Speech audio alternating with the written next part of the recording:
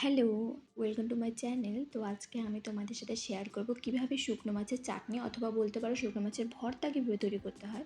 প্রথমে আমি মাছটাকে গরম জলে ভালোভাবে ধুয়ে নিয়েছিলাম, তারপর এতে সামান্য পরিমাণে লবণ এবং হলুদ দিয়ে হালকা হাতে মেখে নেব।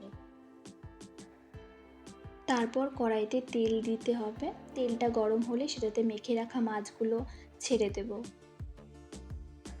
তারপর মাছগুলোকে ভালোভাবে ভেজে নেব। মাছগুলোকে মিডিয়াম তাপমাত্রায় ভাজতে হবে যাতে সেগুলো পুড়ে না যায়।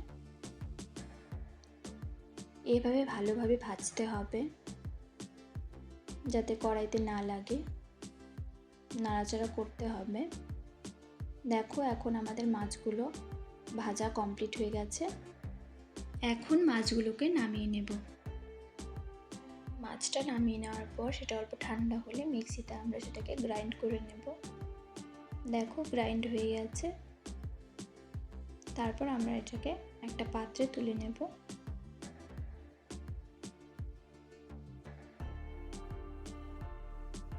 তারপর শুকনো মাছের চাটনির জন্য মশলা তৈরি করব। সেটা করতে আমাদের লাগবে কেটে রাখা পেঁয়াজ, লঙ্কা, রসুন এবং ধনিয়ার গুঁড়ো এবং লঙ্কার গুঁড়ো।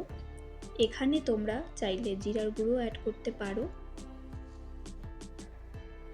তো আমি এখানে 1 চামচ করে গুঁড়োগুলো নিয়ে নিয়েছিলাম। তারপর কড়াইতে আরও তেল দিয়ে কেটে রাখা পেঁয়াজগুলো সেটাতে দিয়ে দিয়েছিলাম আর সেগুলোকে ভালোভাবে ভেজে নিচ্ছিলাম। তারপর এটাতে কেটে রাখা টমেটোগুলো দিয়ে নেব, দিয়ে সেটাকে ভালোভাবে ভেজে নেব।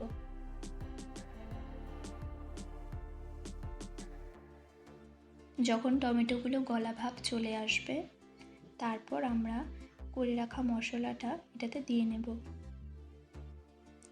মশলাটা দিয়ে সেটা ভালোভাবে ভেজে নেব। এভাবে ভাজবো যাতে কড়াইয়ে না লাগে।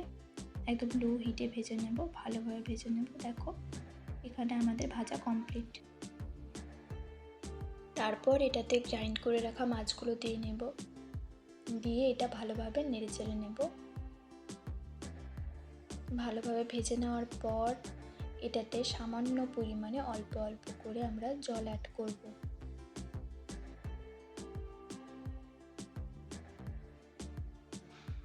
জল অ্যাড করে তোমরা চাইলে এটা ঢেকে নিতে পারো অথবা লো হিটে এভাবে ছেড়ে দিতে পারো।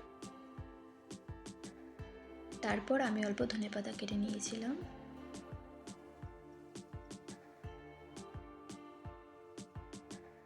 কেটে নেওয়ার পর দেখো, এটা প্রায় কমপ্লিট। আমাদের শুকনো মাছের চাটনি অথবা ভর্তা রেডি। এটাতে আমরা অল্প ধনেপাতা কুচি দিয়ে নেব, দিয়ে অল্প নেড়ে চেড়ে নেব। তারপর আমাদের হয়ে যাবে শুকনো মাছের চাটনি। তো ফাইনালি রেডি আমাদের শুকনো মাছের চাটনি অথবা শুকনো মাছের ভর্তা।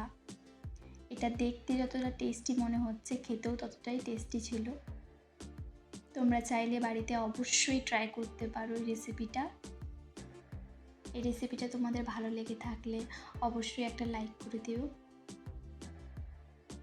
এবং চ্যানেলটা সাবস্ক্রাইব করে দিও।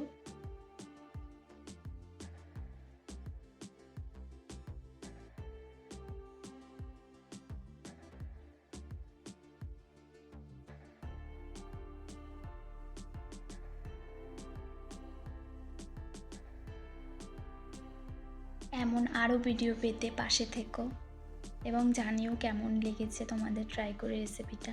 অবশ্যই ট্রাই করো। ভালো থেকো, বাই বাই।